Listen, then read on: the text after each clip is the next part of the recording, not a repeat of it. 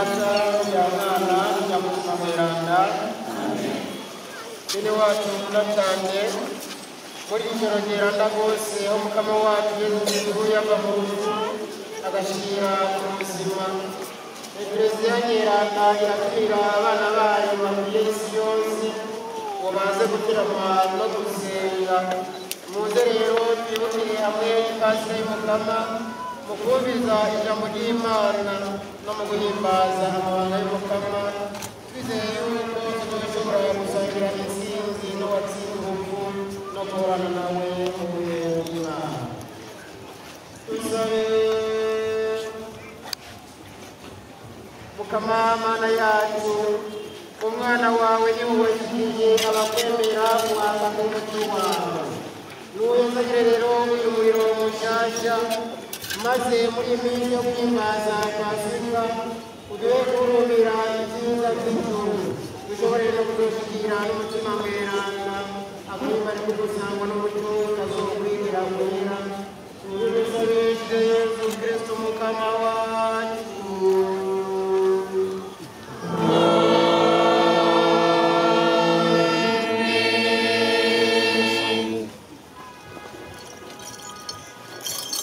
Yesu Kristo uko yararejo n'uyu munsi n'ikwari, niwe tanguriro n'iherezo, niwe Alufa na Omega, niwe aganza ibihe mu myaka n'imyaka. Amen. Kubw'umubazi we nyeranda,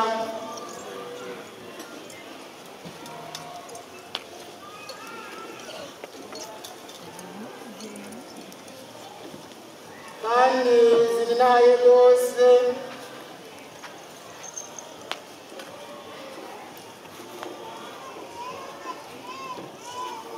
Kristo Mukama wacu,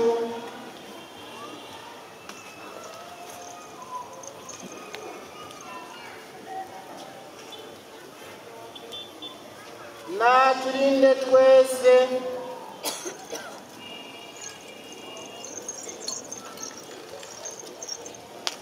kandi atuzigame mu myaka n'imyaka. Amen.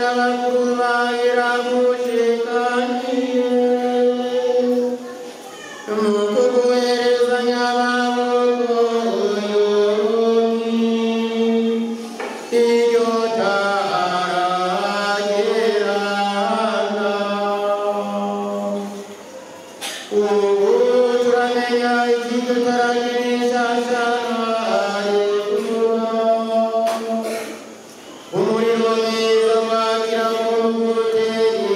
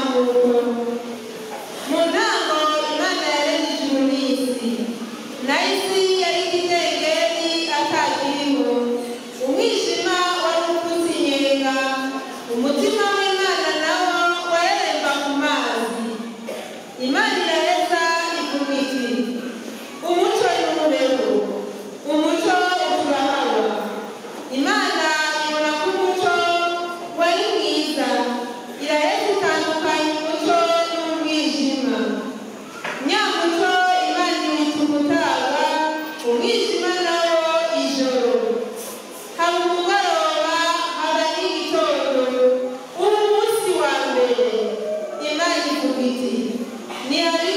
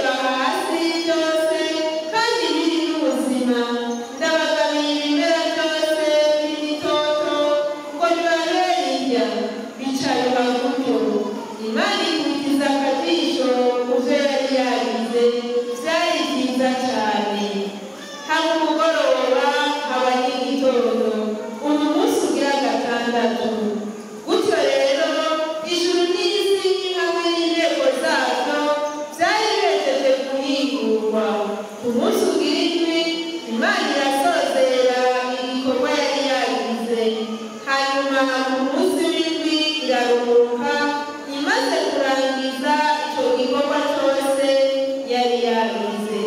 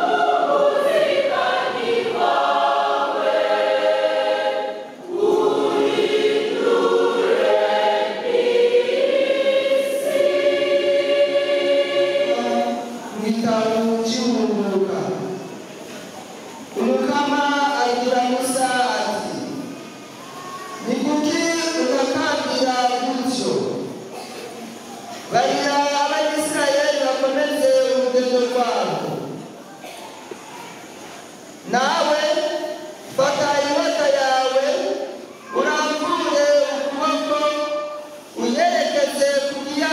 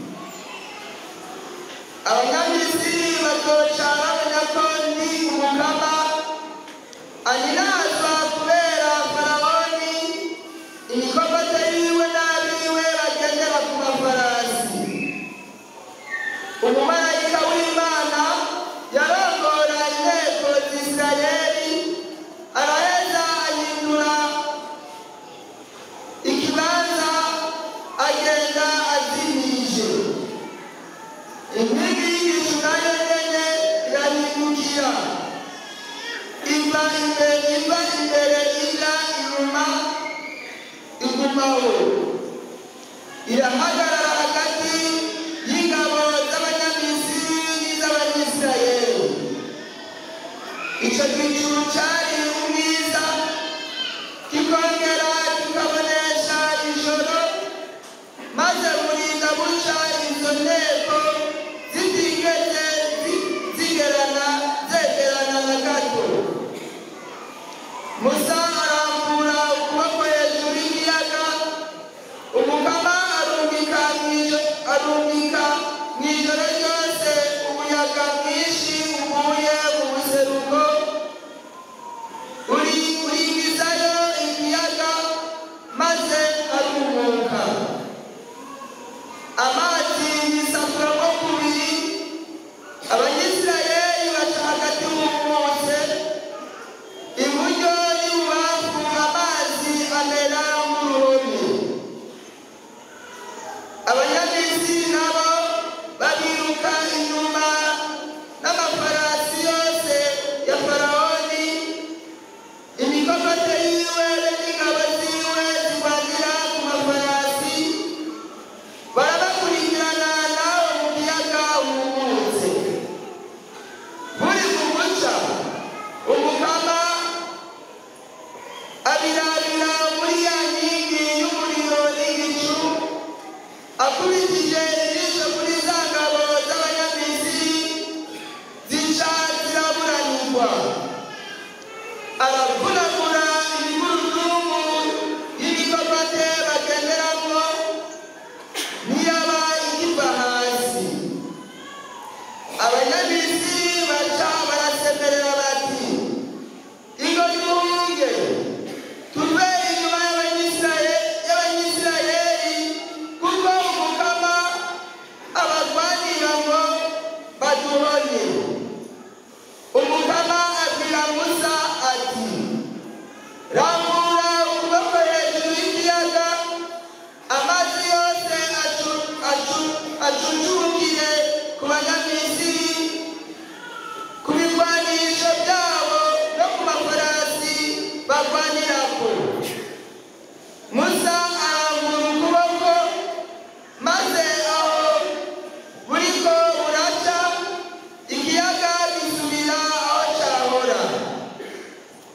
Abanyamisiri mu guhunga bahungira iyo ari, umukama abatsinda hagati mu kiyaga. Y'amazi asubiye mu kibanza cyayo ahura n'izo ngabo be n'imikokote yazo. Inteko zose za Farawoni nazo zari zakurikiranye abanyisirayeli mu kiyaga ziramirwa, nta n'umwe yarokotse. Ariko abanyisirayeli bo bijabukira baca ahumutse hagati y'uruhome rw'amazi iburyo n'urundi ibubamfu. Uwo munsi niho umukama yakura Isirayeli mu minwe y'abanyamisiri, niho Isirayeli yabona imitima y'abanyamisiri ku nkombe y'ikiyaga. Isirayeli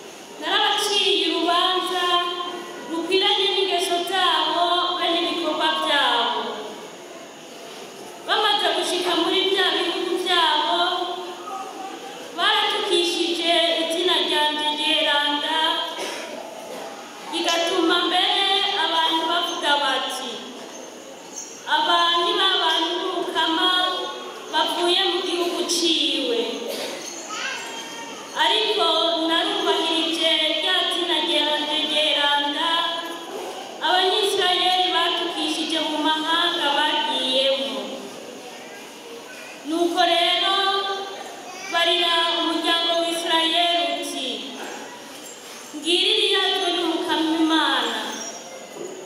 Ibyo nza gukora sindabikora ku bwanyu umuryango w'Isirayeli, ariko nzobikora kubw'izina ryanje ryeranda mwatukishije mu mahanga mwagiyemo.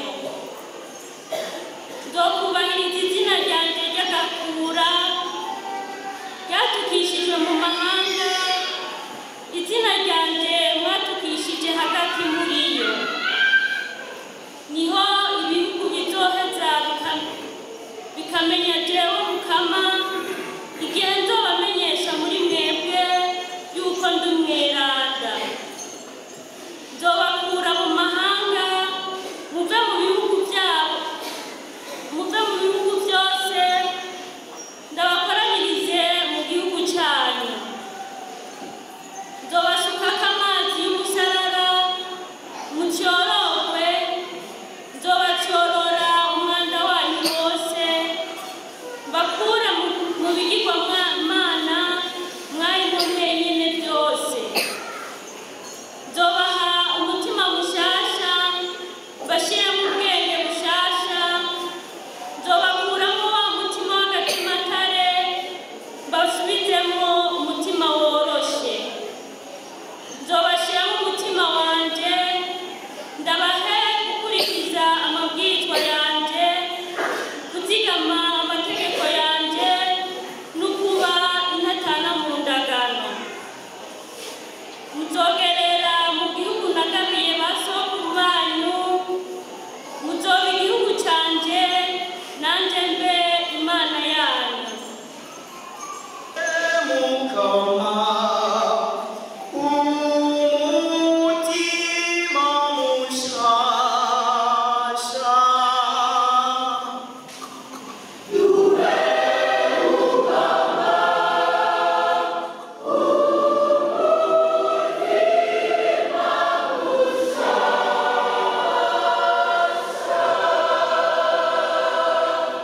wimande musha hamwe nanda mushiremo kandi umutima udahunga ntushibure ngo mbe imbere yawe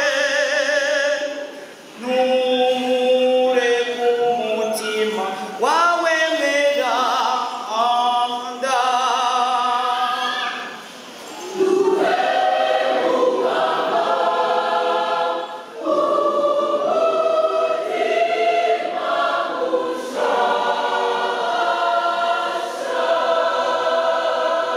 subiza kamwemwe kurukiza kwawe kandi umeze mu mutima wagutse. Nzoheza nigisha ababisha inzira zawe, abacumuzi nabo baheze bagarukirwawe.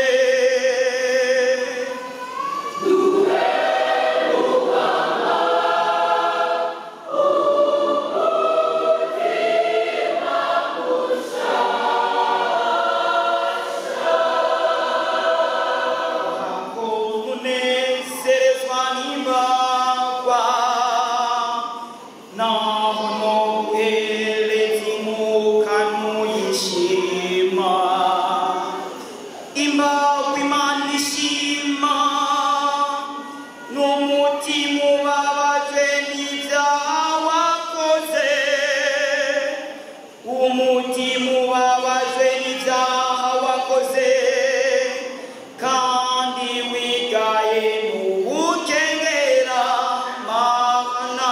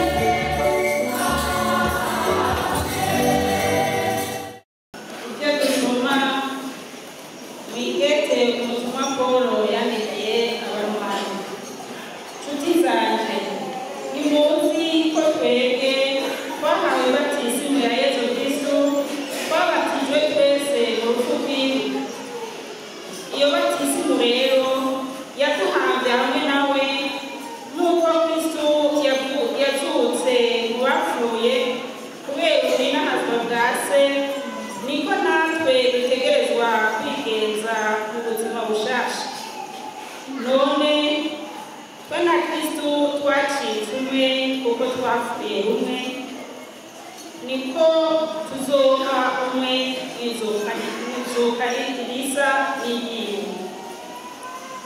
Ntituyobeke umuntu wacu wa kera yarahambanye nawe kugira ngo wa mubiri w'igicumuro ucike ubusa, tureke kuba abaja b'igicumuro nkako uwapfuye aba akize igicumuro.